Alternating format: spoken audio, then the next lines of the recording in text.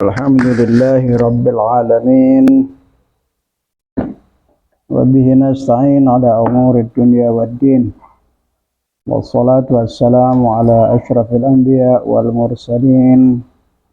Habibina wa habibi ilahil alamin bil qasimil mustafa Muhammad. Allahumma shalli ala Muhammad wa ali Muhammad.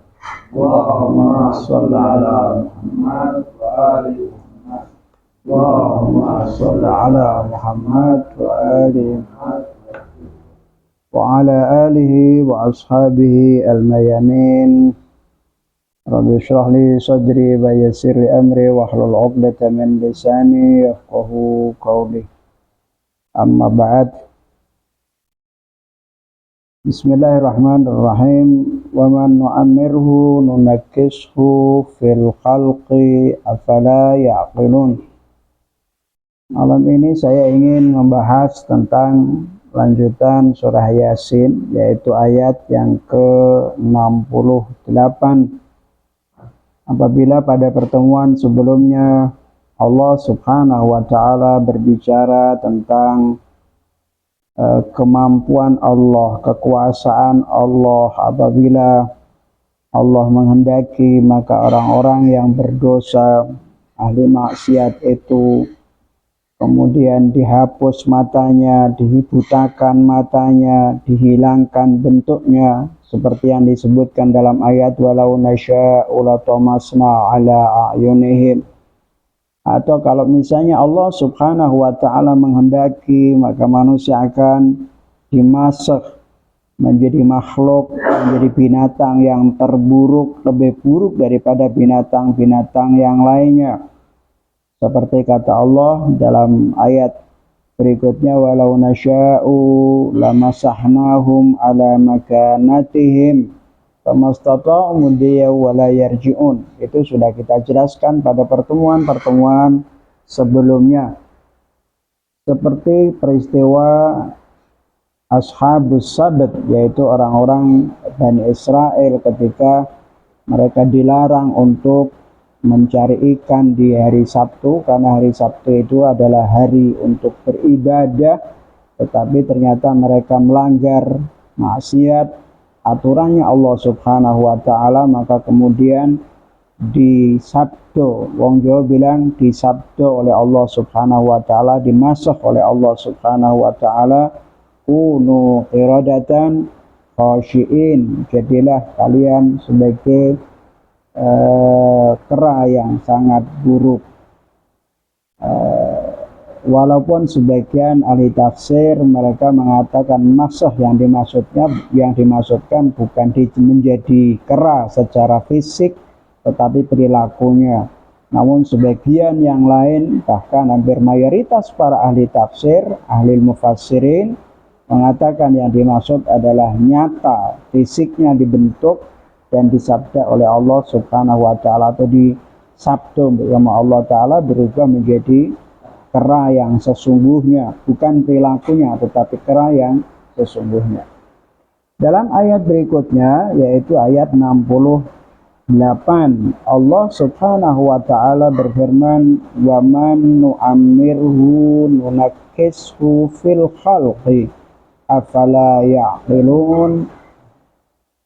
Wa man nu'ammirhu, dan siapapun yang kami panjangkan umurnya, nunakkishu fil khalq, kalimat an-naqs, nunakkis dari kata an-naqs, yaitu Allah Subhanahu wa ta'ala akan membalikkan keadaan menjadi menjadi dalam penciptaan awalnya dirubah oleh Allah Subhanahu wa ta'ala menjadi, karena kalimat tankis itu artinya adalah qalbu syai'i ala ra'sihi, artinya dibalik total.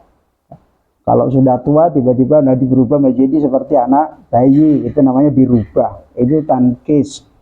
Nah, Allah Subhanahu wa ta'ala menceritakan bahwa manusia sebenarnya itu adalah sejak awal Allah Subhanahu wa taala menciptakan manusia itu dia sebagai manusia makhluk yang lemah.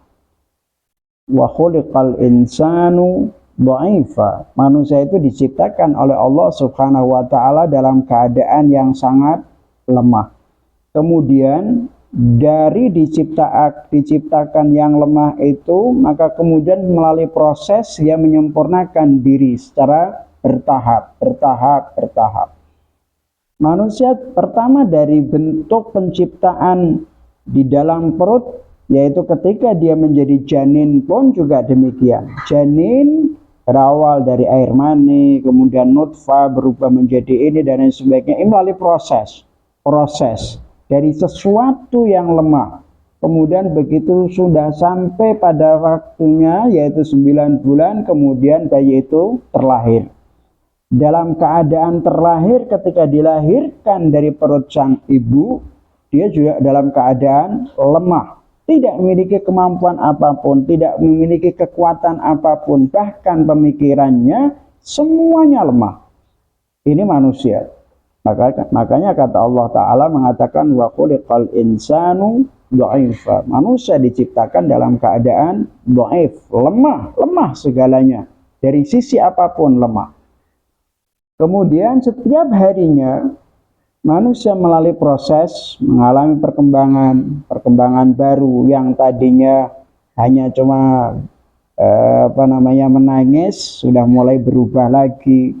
Yang tadinya hanya bisa bergerak-gerak, kemudian berubah lagi, sampai kemudian dia bisa membalikkan dirinya ketika dia bayi, kemudian dia bisa merangkak, kemudian dia bisa berdiri. Kemudian yang tadinya hanya menangis ketika menginginkan sesuatu, dia sudah mulai bisa memberikan isyarat meskipun dia tidak menggunakan bahasa. Dia meminta sesuatu dengan isyarat, sampai kemudian dia bisa berbicara, mampu mengungkapkan apa yang dia inginkan. Ini disebut takamul, proses menuju kesempurnaan. Dari lemah, dari tidak tahu menjadi tahu, dari tidak bergerak menjadi bergerak. Ini disebut dengan istilah takamul, yaitu proses menuju kesempurnaan. Dalam diri manusia itu terdiri dari 2 unsur. Unsur fisikal dan unsur ruhani atau ruhi. Nah, secara fisik manusia tadi sudah kita sebutkan, secara fisik manusia diciptakan oleh Allah Subhanahu wa taala dari sesuatu yang hina, kemudian berproses, dan ketika dilahirkan dari bayi sampai merangkak, bisa berjalan, bisa ini, kemudian menjadi tua. Ini disebut sebagai proses takamul, menuju kesempurnaan. Apakah hanya manusia saja yang menuju kesempurnaan? Tidak. Semua makhluknya Allah Subhanahu wa taala adalah akan menuju pada proses kesempurnaannya. Tetapi kesempurnaan manusia dan makhluk lainnya tentu berbeda. Kesempurnaan pohon adalah ketika dia mulai benih, kita tanam, kemudian dia tumbuh, membesar, bercabang, berdaun, berbunga, kemudian berbuah, dan seterusnya sampai kemudian pada gilirannya dia mati, rapuh dan mati. Ini menuju kesempurnaannya dia. Itulah kesempurnaan yang bersifat nabati. Tetapi manusia apakah semacam itu? Secara fisik iya. Secara fisik manusia tidak ada bedanya dengan tumbuhan. Manusia tidak ada bedanya dengan hewan, karena ini sifatnya adalah sifat yang bersifat fisikal. Jadi tidak tahu menjadi ayat tadinya adalah bayi, tidak bisa merangkak, kemudian merangkak, berjalan, kemudian jadi remaja, dari remaja kemudian menua sampai kemudian dia mati. Secara fisik dia sudah sempurna mencapai pada ketuaannya itu. Tetapi manusia, sekali lagi saya sebutkan bahwa manusia terdiri dari 2 unsur. Bagaimana dengan spiritualitasnya? Apakah dengan kematian fisik itu berarti ruhnya dia ikut mati? Tidak. Ketika Allah Subhanahu wa taala mengatakan wa man nu'ammirhu nunakkishu fil khalqi afala ya'qilun, Allah Subhanahu wa taala berbicara tentang fisiknya, takamul, yaitu sejak dilahirkan, dan juga kesempurnaan spiritualitasnya, ruhnya. Manusia ini memiliki ruh. Salah satu di antaranya potensi ruh yang akan menuju pada kesempurnaannya adalah yaitu manusia dimulai memiliki kekuatan dan ada yang disebut dengan potensi diri. Potensi diri ini disimpan oleh Allah Subhanahu wa taala di dalam tubuh manusia, di dalam fisik manusia atau di dalam diri manusia. Tetapi kemudian melalui prosesnya lama-kelamaan secara bertahap, maka potensi-potensi itu menjadi sebuah kekuatan tersendiri. Tadinya contohnya tidak berpikir, tidak bisa berpikir, kemudian dia bisa berpikir, bisa membedakan antara benar dan buruk, bisa melihat baik dan jelek, baik dan seterusnya. Ini bentuk daripada perkembangan spiritualitas. Itulah yang ada. Nah, manusia dari sisi fisiknya, dari muda menjadi dewasa, sampai kemudian manusia mencapai pada kesempurnaan fisiknya, spiritualitasnya juga semacam itu. Tetapi saudara sekalian, ketika fisik itu sudah berakhir, tetapi apakah kemudian ruhnya itu akan berakhir pula? Tentu tidak. Disinilah antara ruh dan jasad itu berpisah.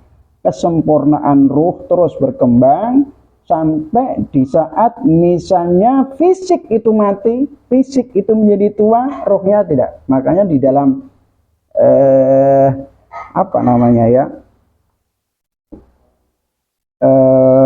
semacam dalam banyak riwayat itu disebutkan orang kalau dia sudah umur 100 tahun, nanti kita akan bicarakan itu. Orang kalau sudah umur 100 tahun, dia sudah menjadi pikun. Dia sudah tidak tahu anaknya, bahkan waktu sholat juga tidak tahu, dan lain sebagainya. Itu dia yang akan disebut sebagai asirullah. Asirnya Allah itu, asir itu yang dimaksudkan adalah sebagai tawanan Allah. Tawanan itu apa sih fungsi daripada tawanan? Kondisi tawanan itu kan dia tidak bisa berbuat apapun. Nah, ketika orang sudah mencapai pada tingkat kepikunan yang semacam itu, nanti ada kaitannya dengan ayat ini, kita akan jelaskan. Kepada kepikunan yang semacam itu, tetapi dia sudah membangun dari awalnya, dari anaknya, dari mulai anak sampai menjadi remaja, sampai menjadi dewasa, menjadi 40 tahun dia mendekatkan diri kepada Allah Subhanahu wa taala. Umur 50, 60, 70, 90. Ketika sampai 90, fisiknya dia sudah tidak lagi seperti di saat muda.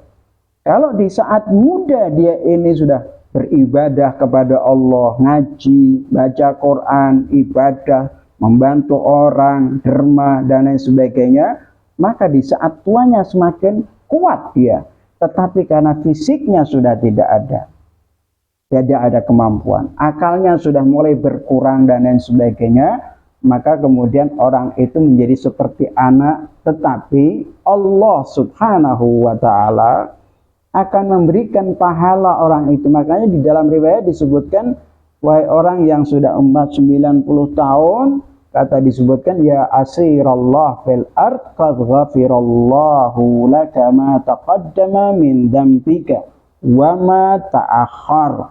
Kalau 90, umur 90, tetapi dari awalnya di masa mudanya dia ibadah terus menerus, maka di usia tuanya ketika dia sudah pikun, Allah Subhanahu wa taala mengatakan begitu, wahai asirallah, orang yang dijadikan sebagai tawanannya Allah di buminya. Nah, di buminya. Maka kemudian kata dalam riwayat itu disebutkan dalam haditsul qudsi, qad ghafarallahu laka, Allah Subhanahu wa taala telah mengampuni dosa-dosamu yang lalu dan yang akan datang. Artinya nek wong Jawa itu dia biasanya begini, wong kuwi kalau di usia mudanya itu dia ahli maksiat. biasanya ketika dia usia tua sampai kemudian dia menjadi pikun, itu kebiasaan yang dulu akan dilakukan. Ana wong, ini sekedar contoh kecil aja. Wong zaman cilik di saat dia muda itu suka makan brem. Tahu brem ya? Brem itu kalau yang dibuat dari tape itu kan, ditaruh di lidah itu terasa manis, dingin, terus hilang sendiri. Itu di masa tuanya yang diingat itu brem. Di masa dia tua yang di saat dia sudah pikun, yaitu. Jadi apa yang dilakukan di masa mudanya, maka itu kemudian dia akan teringat di saat dia sedang pikun. Dia berubah menjadi masa lalu. Itulah kenapa Allah Ta'ala mengatakan waman nu'amirhu nunakishu fil khalq. Orang yang kami berikan panjang umur, maka kemudian kami balik dalam penciptaan menjadi tidak tahu. Afala yaqilun. Nah, itu Al-Quranul Karim. Nah, ini menjadi sangat penting. Oleh karena itu, kalau anak kecil itu biasanya, kalau anak kecil itu, karena lemahnya anak kecil, itu kan lucu. Apa yang dia lakukan itu lucu. Dan orang sebagian menerima itu. Tetapi nek wong tua, wong tua itu nyebelin, kan? Buruk. Gitu. Nah, ini menjadi penting. Makanya dalam Al-Quranul Karim Allah Subhanahu wa Ta'ala itu mengatakan begini, wa minkum man yuraddu ila ardhanil umuri likay la ya'lama min ba'di ilmin syai'a. Ada di antara kalian, ya, itu kan Allah, ayat ini sebelumnya kan Allah berbicara tentang dan Allah lah yang menciptakan kalian dan yang mematikan kalian. Kemudian ada di antara kalian, kata Allah, man yuraddu ila ardhalil umuri, orang yang dikembalikan menjadi umur yang seperti anak kecil. Likai la ya'lama ba'da min ba'di ilmin syai'a. Supaya apa? Dikembalikan menjadi seperti anak kecil supaya dia tidak tahu apapun. Semua pengetahuan ilmunya jadi hilang. Jangankan ilmu, kadang-kadang anaknya saja tidak tahu. Pak aku sopo, ora roh. Jangankan anaknya, istrinya tak kenal. Kita saksikan itu kan, kita menyaksikan itu. Dan kalian kalau menyaksikan orang-orang tua yang semacam itu, olah tingkahnya ya seperti tidak masuk akal. Kenapa tidak masuk akal? Dikarenakan di saat dia masih sehat, di waktu dia masih kuat, itu tidak mungkin dia akan melakukan hal yang semacam ini. Tetapi ketika dia sudah usia tua, bahkan anak kecil pun lebih dari seperti anak kecil sama sekali. Kadang-kadang ada yang soal khasal tidak perlu diceritakan ya. Oleh karena itu Allah Subhanahu wa Ta'ala di dalam beberapa riwayat itu disebutkan bahwa usia manusia umat Muhammad itu tidak lebih daripada sekedar umur 60 sampai 70 tahun. Itu rata-rata yang disebutkan di dalam riwayat, tetapi bisa jadi ada orang yang 100 tahun, ada yang lebih dari itu. Tapi rata-rata semacam itu. Nah, ketika dia mencapai pada proses usia yang sangat panjang itu semuanya sudah menjadi lemah. Fisiknya lemah, kemampuan berpikirnya lemah, sudah tidak lagi bisa diajak berpikir yang ruwet-ruwet, politik enggak sama sekali. Jangankan politik, kadang kalau sudah kembali pada usia-usia tua yang kemudian menjadi pikun, selesai sudah. Nah, orang juga demikian. Katanya kebiasaan muda itu akan terbawa nanti sampai tua.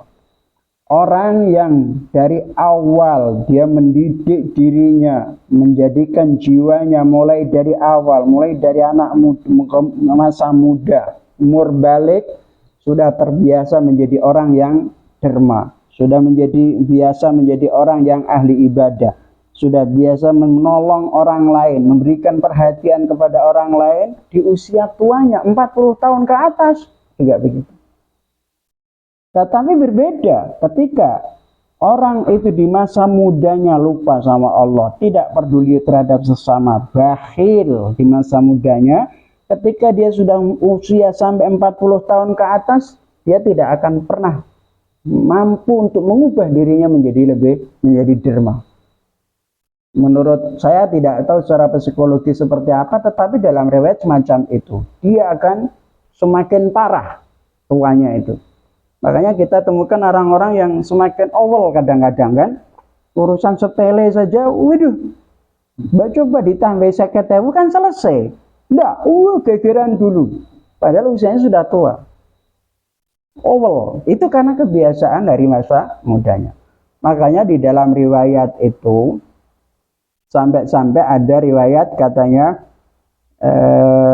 kalau orang sudah mencapai pada usia 40 tahun dan dia dari awalnya tidak mendidik jiwanya, tidak mengenal Tuhan, tidak ahli ibadah, tidak derma, tidak peduli sama seseorang, tidak peduli dengan lingkungannya, itu katanya setan itu akan mencium batuknya.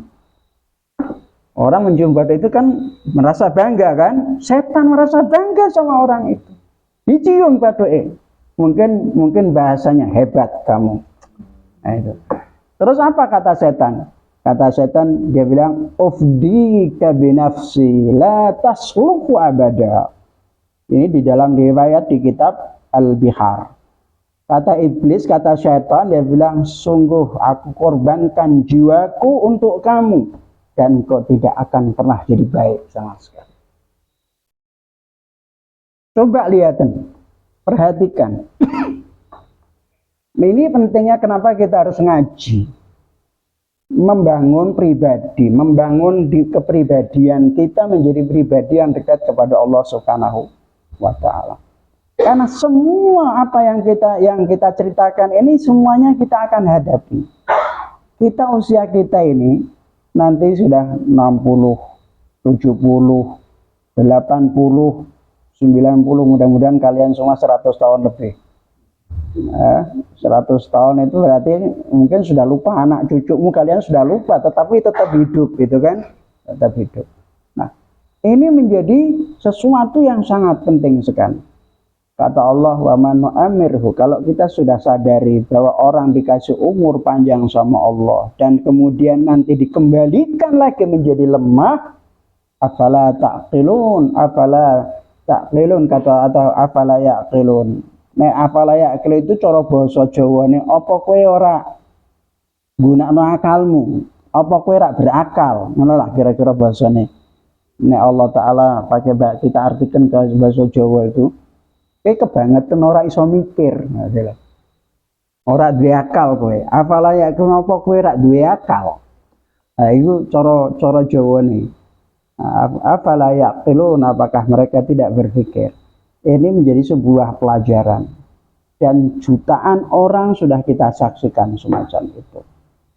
Dia luar biasa dan kemudian ketika dia usia tua lupa semua, anaknya pun lupa, istrinya lupa, jangankan harta kekayaan yang dulu dia ambil dengan tanpa peduli, bertengkar dengan tetangganya, keluarganya, saudara, adiknya, mendolimi orang lain, merampas haknya orang lain, ketika dia sudah usia tua, lupa semua.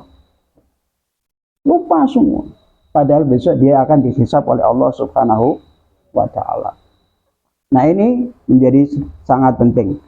Di dalam riwayat disebutkan tadi, ketika seseorang itu sudah mencapai pada usia 40 tahun dan dia tidak mendidik jiwanya, tidak membenahi jiwanya, karena misalnya katakanlah derma itu menurut saya perlu dilatih, bukan sesuatu yang muncul dengan sendirinya.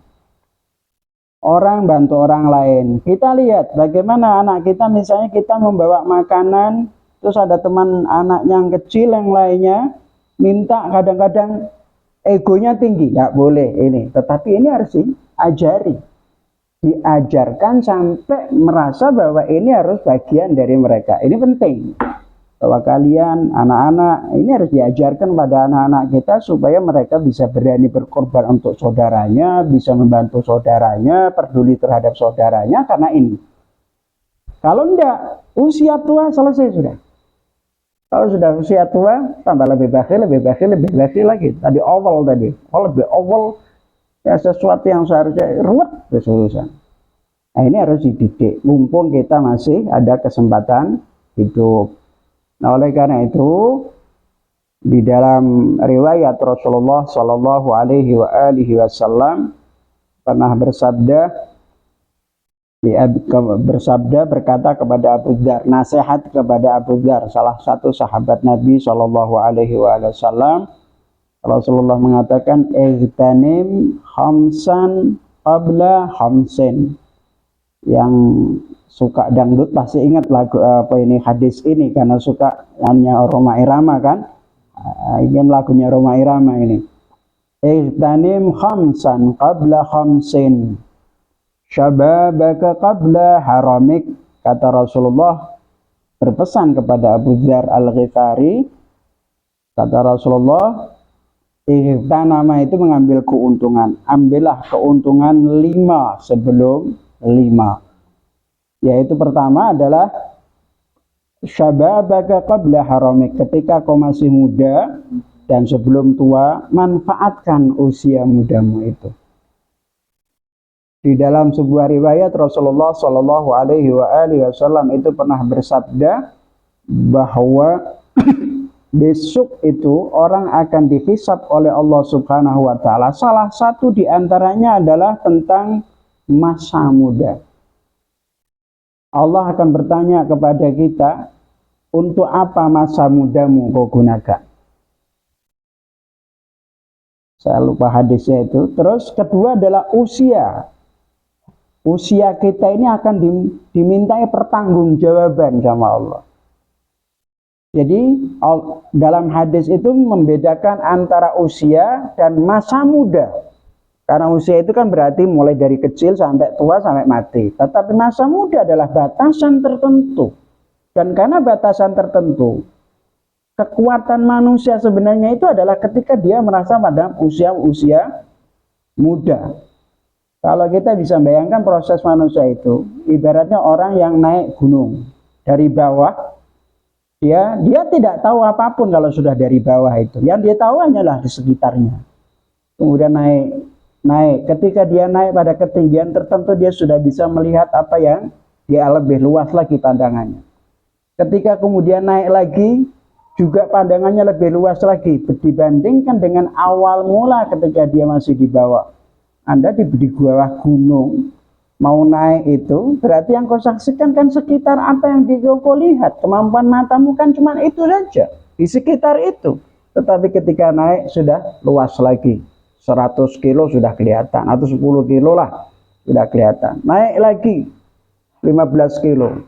Sampai pada puncaknya adalah di puncak gunung itu, kau sudah melihat kanan kiri semua, sepanjang matamu melihat, kau bisa menyaksikan pemandangan itu. Dan itu dalam proses kehidupan manusia, puncak gunung itulah ibaratnya awal kekuatan pemuda. Di saat kita mencapai pada usia itu, berarti kita sudah berada di pada puncaknya. Tetapi berapa lama orang mencapai pada puncak gunung itu? Apakah selamanya dia akan berada di puncak gunung? Tentu tidak. Dia proses dari puncak itu kemudian turun lagi ke bawah. Yang tadinya dipandang semua bisa dilihat, mulai turun kemampuan untuk memandangnya. Sampai kembali kepada di bawah lereng gunung, kembali seperti semula. Yang dulu, yang tadi ketika di puncak dia tahu semua, dirubah sama Allah Subhanahu Wa Taala menjadi tidak tahu sama sekali. Faminkum man yuraddu ila ardalil umuri likai la ya'lama min ba'di ilmin syai'a. Tadinya sudah puncak, berubah menjadi tidak tahu sama sekali. Nah oleh karena itu kita perlu memanfaatkan usia kita, mumpung usia kita ini masih kuat. Manfaatkan, kata Rasulullah tadi, wa syababaka qabla haramik. Masa mudamu sebelum kau tua. Wa sihataka qabla saqamik. Waktu kau sehat Manfaatkan yang sesungguhnya sebelum kau sakit, karena orang itu masih akan mengalami sakit. Kita tidak tahu, mudah-mudahan Allah menjaga kita semua. Tetapi ada orang-orang yang karena faktor usia, kemudian matanya menjadi tidak mampu melihat, kemudian tidak semangat untuk ini, hilang semua, nafsunya hilang semua. Itu menjadi proses dan itu akan terjadi dihadapi oleh setiap orang. Orang itu tidak akan pernah memahami tentang nilai sehat kecuali dia kehilangan rasa sehat. Kalau kau sakit, kau baru tahu betapa hebatnya dan betapa pentingnya masa sehat itu. Tetapi ketika kita sudah kena penyakit, kita hanya menghayal. Coba dulu waktu aku sehat aku. Sama seperti pemuda, ketika kita sudah tua, coba dulu saya masih muda, saya akan belajar, saya akan menguasai ilmu ini. Tetapi itu kan sudah berlalu. Anda sadari itu kan sudah berlalu. Menyesali masa lalu itu tidak akan ada gunanya sama sekali. Dalam kaidah nahwiyah itu, ada di dalam itu disebut laita syababa ya'udu yauman fa akhbiru bima fa'ala syabab. Saya bilang andai saja. Kata laita itu sebuah harapan yang tidak mungkin terjadi. Andai saja masa muda itu kembali satu hari saja, maka aku akan beritahukan apa yang dilakukan oleh orang tua itu. Laita syababa ya'udu yauman fa akhbiru bima fa'alal musyibu. Maka aku akan beritahukan ke pemuda bahwa orang tua itu tidak akan pernah bisa melakukan apa-apa. Tetapi itu kan penyesalan yang tidak mungkin bisa kita capai. Intinya kita sudah bukan lagi pemuda. Syukur yang masih merasa muda, tetap manfaatkan itu. Tetapi yang sudah merasa tidak muda, manfaatkan selagi kita masih punya kesempatan untuk berbaik. Nah, syababaka qabla haramik wa sihataka qabla saqamik. Sehat, Anda dikasih kesehatan, tidak kau syukuri, tidak kau manfaatkan, tidak kau gunakan sampai kau dikasih sakit. Wa ghinaka qabla fakrik. Kekayaan, kau dikasih kekayaan. Berapa banyak orang yang pernah kaya? Tetapi kekayaan itu sekali lagi tidak akan pernah abadi. Batilkal ayyamu nudawiluha bainan nas, kata Allah Subhanahu wa taala. Hari itu akan kami putar. Yang dulunya sugih berubah jadi kere, yang kere jadi kaya, dan itu terus berputar. Artinya kekayaan itu ternyata tidak pernah abadi di tangan kita.